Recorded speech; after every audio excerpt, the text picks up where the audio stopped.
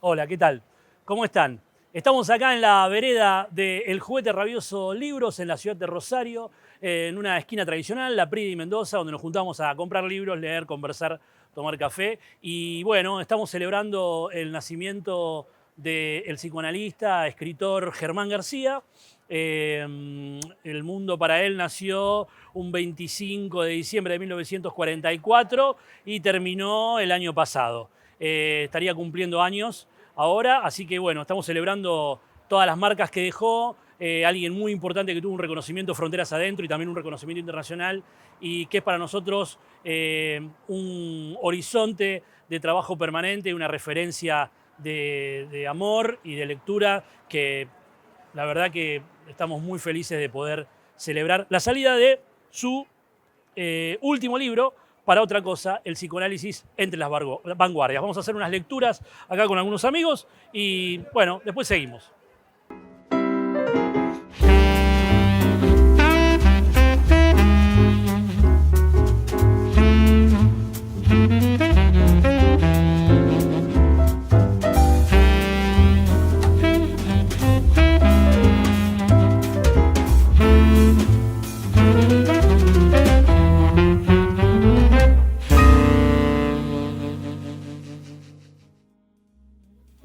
Como siempre fui enamorado de de los arranques de los libros que después me gustaron mucho, voy a leer, en homenaje a Germán García, el arranque de Nanina. Nanina era el angelito ilusorio de los niños que nosotros fuimos. Ilusorio porque nuestra amistad con el diablo era cosa probada por nuestros padres y aprobada por nosotros. Ella y el abuelo tenían la misma manera de escurrir el tiempo, de ocupar un espacio compacto y silencioso. Y el abuelo murió, y Nanina no. El abuelo estaba frío en su cajón. Nanina estaba tibia bajo el sol. Sus ojos cruzaban la noche. Era el camino perpetuamente ampliado ante sí. Perderse tras ella en el monte que estaba frente a casa era reencontrar, después del miedo, la certeza de que perder un camino es descubrir otro, instantánea, explosivamente, más allá del terror. El presente se abría frente a ella en el cielo de verano como los ojos inviolables de un gigante. Ella fue nuestro presente. Y fue también el mundo blanco y esponjoso de su pelo en ese éxtasis de los arcoíris cada vez más raros, porque las lluvias se hacían adultas y uno no levantaba ya los ojos al cielo. Tu agonía debajo de las palmeras marcó todos nuestros posibles horizontes. De Nanina a la muerte hay una red de inabarcables imágenes y la siesta del sol da en nuestra piel, la arde sin rescatarla nunca. Bueno, tomado del libro Para otra cosa, una cita al azar, la página 111 al principio. La palabra prisioneros altera la descripción de la redacción. Introduce de manera alusiva otra dimensión en la que Junior, el recién llegado, parece moverse con soltura. A los 2 meses era el hombre de confianza del director y estaba a cargo de las investigaciones especiales. Cuando se quisieron acordar, él solo controlaba todas las noticias de la máquina. Incluso Junior se anticipa a los hechos que publica. Por eso pensaron que trabajaba para la policía. Junior y su padre parecen repetir una historia con mujeres e hijas ausentes que serán sustituidas por voces, objetos imposibles de perder, dice Freud, cuando habla de la melancolía.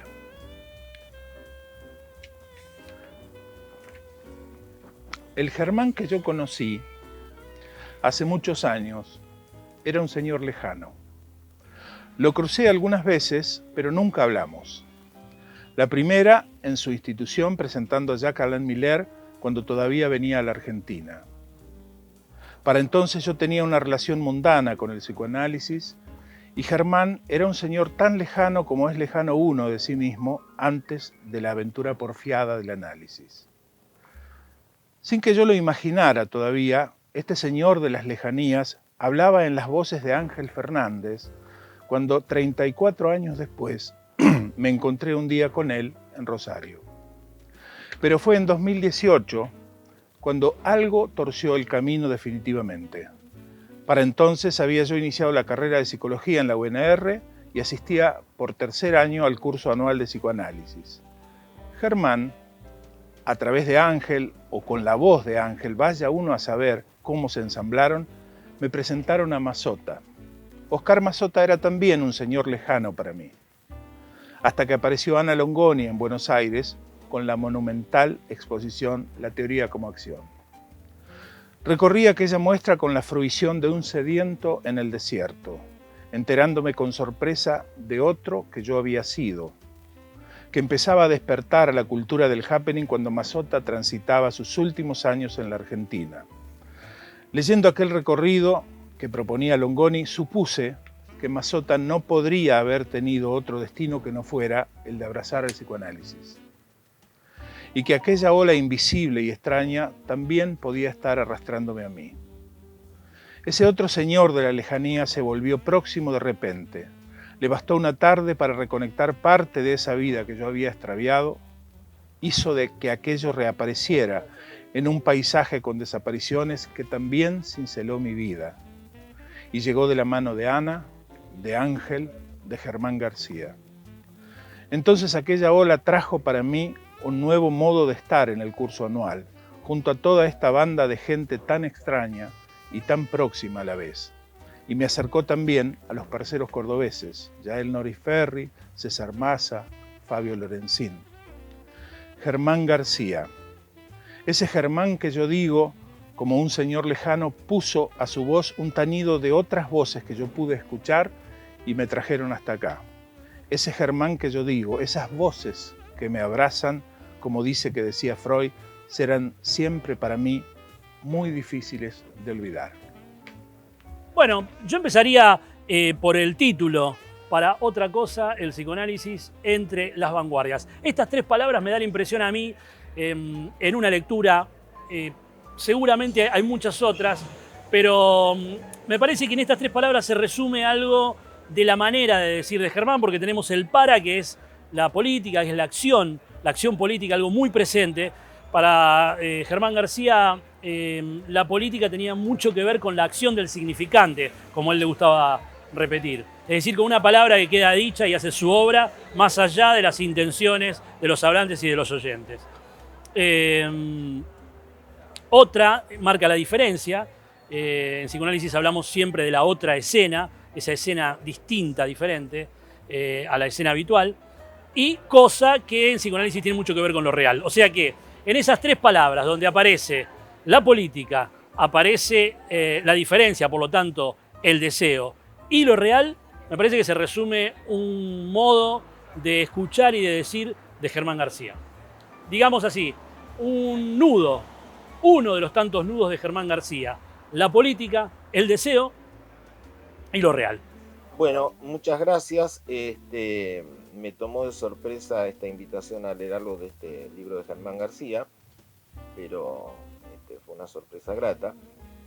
Debo decir que yo lo conocí a Germán García más como escritor que como psicoanalista. Leí de él hace muchísimos años justamente un libro sobre Macedonio Fernández extraordinario que se llama La escritura en objeto, y leí en algún momento su novela Nanina, y mucho después algunos textos sobre psicoanálisis. Así que del escritor Germán García, este principio de su libro, El mito de la originalidad. Y un epígrafe que dice: las ideas que voy a exponer son absolutamente mías, nadie las encontró en otro autor antes que yo, Macedonio Fernández. Y dice el texto de Germán: los sueños son como esas sombras de la Odisea, según Sigmund Freud, que despiertan a la vida cuando beben un poco de sangre.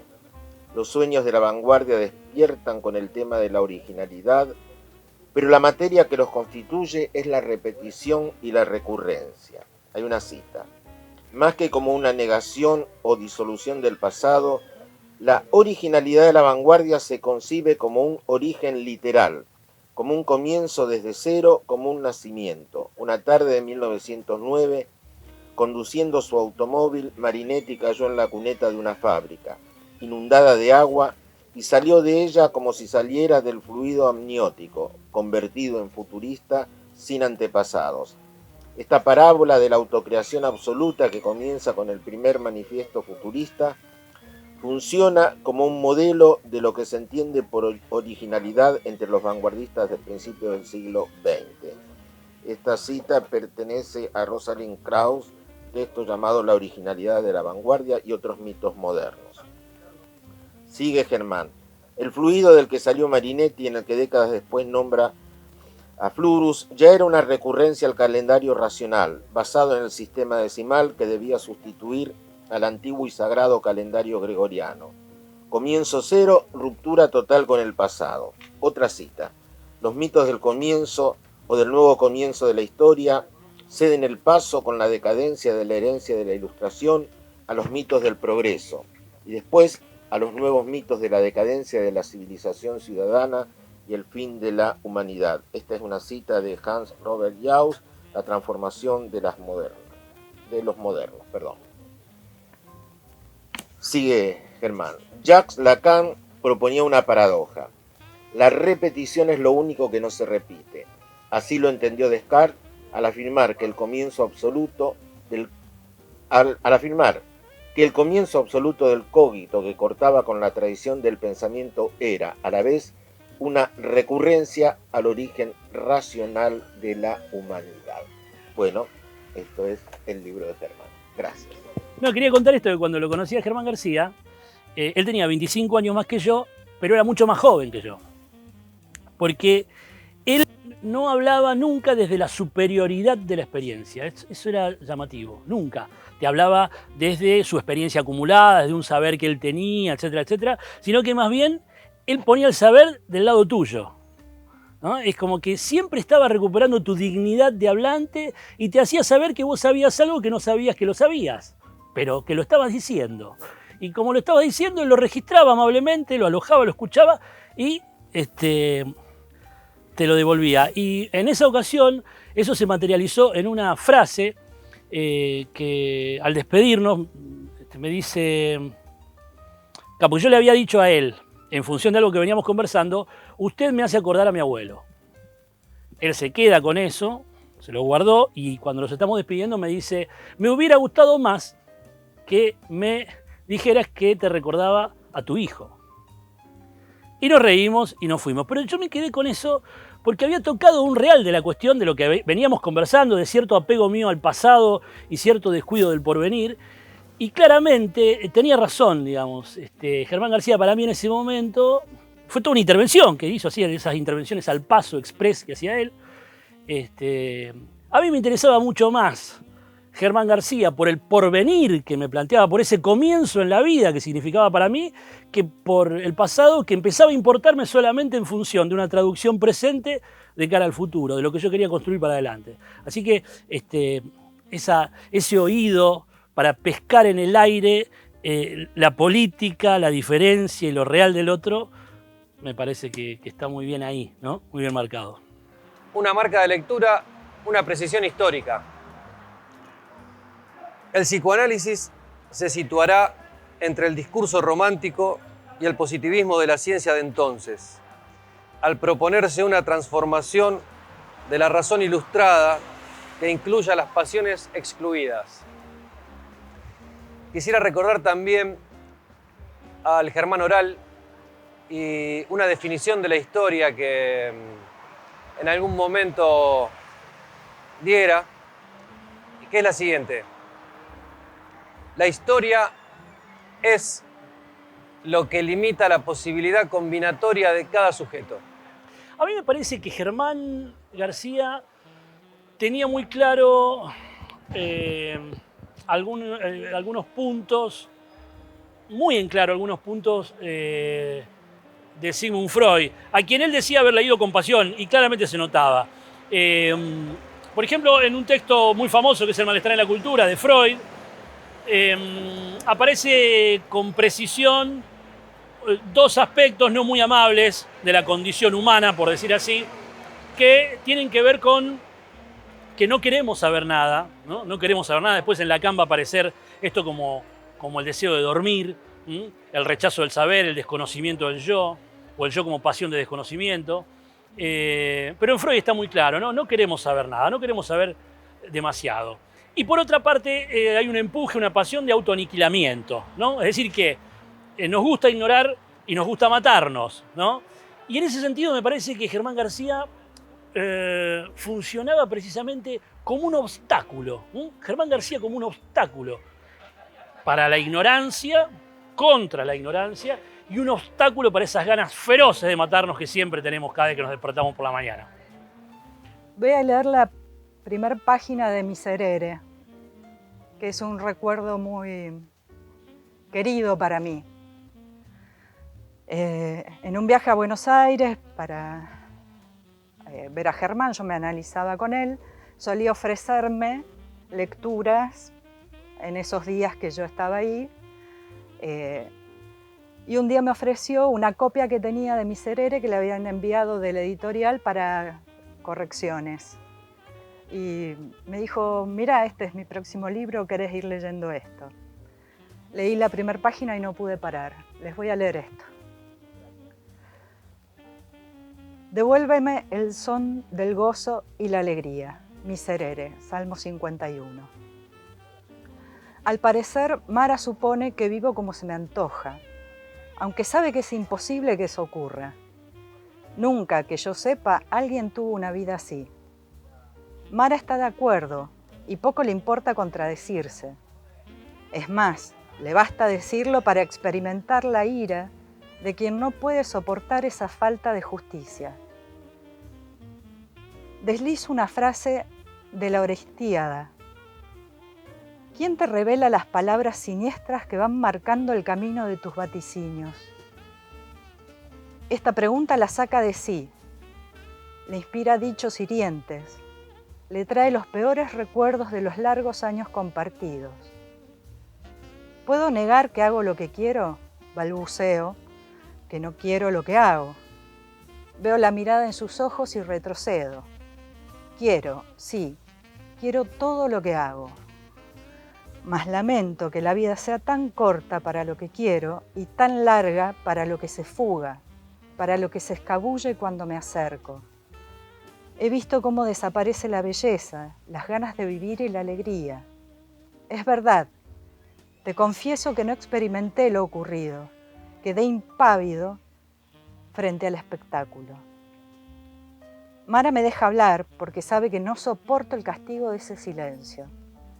Si fuera joven de nuevo, si la alegría volviera, podría aceptar sus palabras, aunque no estuviera de acuerdo con lo que dice. Sí, lo inexorable del tiempo hace que lance el grito de la víctima digna de lapidación. Con una voz baja y suave leí para ella. El que no se concilió a estas divinidades crueles no sabe de dónde vienen los golpes de la vida. Son los pecados de sus padres los que lo conducen ante ellas, y un mudo azote, pese a su fiero lenguaje, lo aniquila bajo su implacable odio. No seas payaso, dijo Mara. La vi reír, acaricié su pelo y nos fuimos a la cama. Era tarde, era la madrugada, era un otoño lluvioso. Una belleza, ¿no? Bueno, voy a retomar el gesto que destacó Germán García de nuestra primera intervención, que fue leer algunos epílogos. Y en este caso voy a leer el epílogo del capítulo Enredos, página 73 del libro Para otra cosa. ¿Quién tendrá todavía la ingenuidad de contentarse, en cuanto a Freud, con esa figura de burgués tranquilo de Viena que dejó estupefacto a su visitante André Breton por no aureolarse con ninguna obsesión de Ménades? Jacques Lacan. Bueno, elegí un párrafo de la página 115 del capítulo que se titula Macedonio Fernández una vez más. En cuanto a Macedonio Fernández, la femineidad es el silencio que impulsa la construcción de objetos verbales cuyos contornos emergen de la ausencia. Entre Macedonio Fernández y James Joyce pasa el río de una adivinación que siempre resulta fallida para los hombres, en tanto proviene del silencio de una mujer o de los desvaríos del goce femenino. El superyo, a pesar de su mala prensa, es quien impone al yo los deseos del ello. Es quien, además de prohibir, también exige que los anhelos se cumplan. Hoy se habla en una retórica gótica de un empuje al goce y se dramatiza al complaciente consumidor que ni siquiera se atreve a ser cliente. Elegí este párrafo porque ubica una posición política y porque habla del coraje. Muchas veces alguna gente se enojaba con Germán. La mayoría nos divertíamos, aunque a veces también nos enojábamos, pero me parece que esta báscula entre enojo y diversión, aunque no creo que tenga que ver con la personalidad de él, porque era un tipo inteligente, simpático, que tenía mundo, que tenía calle, que sabía tratar muy bien a las personas, también sabía tratarlas muy mal cuando quería, pero no encuentro en su personalidad el problema del enojo. Digamos más bien que era una personalidad divina. Me parece que el punto por el cual a veces nos enojábamos tiene que ver con que él manejaba con mucha sutileza la suspensión de ciertas ilusiones, como por ejemplo de que uno es una persona que está con otra persona, sosteniendo una conversación sobre un tema específico, en un mundo más o menos consensuado. Todas estas ilusiones, todo este mundo de la cortesía social, era puesto en cuestión, era puesto entre paréntesis, y entonces a veces pasaba que no se sabía bien de qué se estaba hablando, a dónde se estaba yendo con lo que se estaba diciendo, y que había efectos inesperados de la enunciación que él siempre se encargaba de subrayar. Como dijo muy bien Juan José Becerra en el homenaje que le hicieron en el centro de Descartes en Buenos Aires, dijo: Germán García nos dejaba decir boludeces, pero si decíamos boludeces nos las hacía pagar. Bueno, no pude llegar a conocer a Germán García personalmente. A Germán lo conocí en la voz de Ángel Fernández y en las lecturas de lo escrito por Germán. Bueno, es una deuda que por suerte a través de Ángel pude pensar se puede pagar para adelante, me la puedo pagar para adelante, y me prometí de acá en más, bueno, no dilatar otras cuestiones. Para lo que nos convoca hoy, respecto de este libro, con este título inquietante, Para otra cosa, quiero tomar una cita que toma Germán de Tristán Tzara, que la utiliza como epígrafe de uno de sus capítulos, Mujeres A en la letra, que es la siguiente: aunque Dada no pudo apartarse del lenguaje, confirmó las molestias que éste le causaba. Y de esta cita me hacía un ruido molesto dos cuestiones. El apartarse, esto de que el sujeto se conduce como si el lenguaje o bien fuera algo natural o como si no tuviera una relación de pertenencia a él, más que el lenguaje por el orden establecido. Y recuperar esta confirmación que plantea Tristán Tzara de la molestia, la incomodidad, ese estorbo, ese fastidio, esa pérdida de tranquilidad, de bienestar del lenguaje. Y si hay algo que Germán y Ángel, tomando ese espíritu de Germán García, todo el tiempo repone, es el lenguaje como un síntoma del sujeto, como un cuerpo extraño, como un aparato con el que el sujeto tiene una relación de extimidad, esto que es lo exterior como interior. Y el analista, justamente como esa figura de la incomodidad, cuando pide precisiones, cuando pide exactitud, incomoda, intranquiliza, fastidia, molesta. Molesta transitoria o perdurablemente. Y el psicoanálisis, pensarlo como el arte de recuperar el pudor de la palabra, por un lado, pero también la desfachatez de la palabra por el otro, ¿no? En el sentido de esa acción del significante previa a una pasión del significado. Justamente Tristán Tzara, recuerda Lacan, decía, el pensamiento nace en la boca. Entonces, pensar el psicoanálisis utilizado para otra cosa que para estar cómodos en el bienestar. Si alguien me preguntara por su estilo, diría que el estilo de Germán García es el reverso de la paranoia, porque si la paranoia, como define Sartre, es el mundo que se vuelve signo, Germán en realidad tomaba un signo del mundo para armar una conversación. O sea que era lo opuesto, ¿no? Bueno, y en cuanto a la lección de Germán García, me parece que indudablemente tiene que ver con recordarnos que hablamos y que hablamos mal. Y que no se puede vivir bien si se habla mal. Entonces, él estaba todo el tiempo, mientras obstaculizaba nuestro empuje a la ignorancia y a la muerte, recordando que no se puede vivir bien si se habla mal y llamándonos, invitándonos a hablar bien. Por lo tanto, diríamos que esta lección del psicoanálisis que él aloja muy bien y transmite muy bien, podríamos decir que la lección de Germán García es la lección del bien decir. Yo voy a leer el primero y el último párrafo del primer capítulo del libro Para otra cosa, de Germán García. El capítulo lleva por título El mito de la originalidad. A Germán García le causaba mucha gracia, indudablemente, el tema de la originalidad.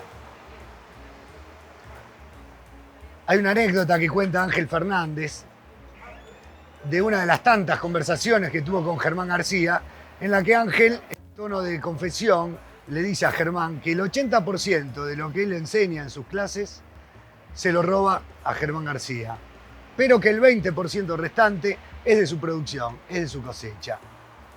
A lo cual Germán, implacable, le respondió: nah, el 20% restante se lo robarás a otros. Bueno, aunque quizá no haya sido una originalidad suya reírse del mito de la originalidad, quizá tuviera que ver con su identificación, con su amor por Macedonio Fernández, quien se rió de la originalidad antes que nadie. Bueno, el capítulo comienza con palabras de Macedonio a modo de epígrafe. Las ideas que voy a exponer son absolutamente mías. Nadie las encontró en otro autor antes que yo. Y dice Germán García: los sueños son como esas sombras de la Odisea, según Sigmund Freud, que despiertan a la vida cuando beben un poco de sangre. Los sueños de la vanguardia despiertan con el tema de la originalidad, pero la materia que los constituye es la repetición y la recurrencia. Y termina el capítulo diciendo: Freud había inventado su propia vanguardia con su sentido en el sinsentido. Estaba entre las otras sin saberlo y sin reconocerse en la lectura estética que podían hacer de sus verdades científicas. Es una lección.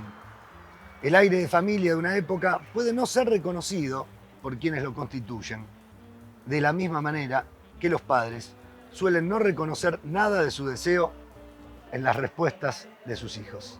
Claro. No, quiero leer un pequeño fragmento de Para otra cosa, más que nada porque me resuena en la idea que Germán García se hacía de lo que era un psicoanalista, de lo que era esa invención freudiana del psicoanalista, que muchas veces está asociada a la infatuación, a la impostura, a cierto prestigio imaginario de una función un poco exótica. Y yo creo que él desarticulaba eso, deshacía ese mito, digamos, ¿no? Del psicoanalista sabio, erudito, sano, bueno y exitoso, ¿no? Y lo pone muy bien en un apartado que se llama La caldera del diablo, y dice así: Witold Gombrowicz afirma que en cada ciudad importante existen unas personas que en conjunto ocupan no más de una confitería, perorando sobre la literatura y el arte, queriendo imponer sus gustos y sus caprichos. Se trata de gente ansiosa que busca en un consenso acotado alguna seguridad, alguna manera de delimitar lo valioso para poder saber lo que valen. Allí el escritor malo no puede decir nada porque es malo, y el bueno dice poco por la prudencia que le imponen sus múltiples y muchas veces ilusorias responsabilidades. Valéry está de acuerdo. Y cita: París encierra, combina, consuma y consume a la mayor parte de los hombres brillantes e informados cuyos destinos los han llamado a seguir las profesiones delirantes. Llamo así a todos esos oficios cuya materia es la opinión que los otros tienen de uno. Las personas que los ejercen, abocados a una eterna candidatura, están siempre necesariamente afligidos de cierto delirio de grandeza que un cierto delirio de persecución atraviesa y retuerce sin cesar. En este pueblo de únicos reina la ley de hacer lo que nadie nunca ha hecho antes y que nadie nunca hará.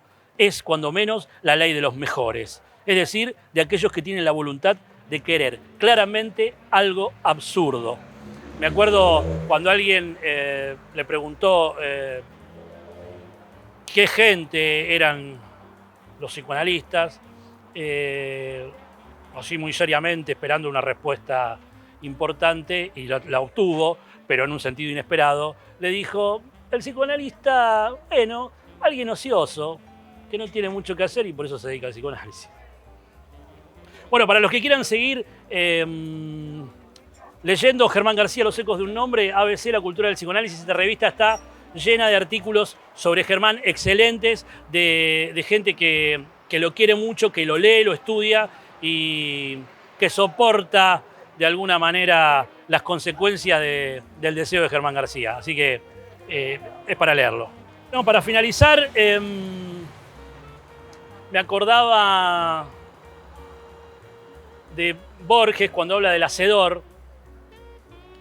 Y Germán García era un gran hacedor de libros, de instituciones, de redes, de bibliotecas. Era un gran hacedor. Pero quizás su marca, para mí, esté más vinculada a todo lo que él sabía deshacer. Porque él sabía deshacer ilusiones destructivas, sabía deshacer banalidades que obstaculizaban la conversación, jerarquías imaginarias. Yo acá me anoté paranoias, maldiciones, cosas maldichas. Él sabía deshacerlos. Tenía esa virtud indicativa, como él bien dice, de abrir ese claro en el bosque para que la conversación tenga lugar y por lo tanto el deseo encuentre un punto donde alojarse. Así que creo que esa función de alguien que sabía deshacer lo que no nos dejaba conversar y por lo tanto no nos dejaba transformar algo de nuestra posición de sujetos y por lo tanto también de la relación objetiva que tenemos con el mundo, con los otros y con nuestro propio cuerpo, me parece que esto era una marca muy de él. Abrir ese claro, deshacer lo que obstaculizaba. Bueno, y lo lograba perfectamente.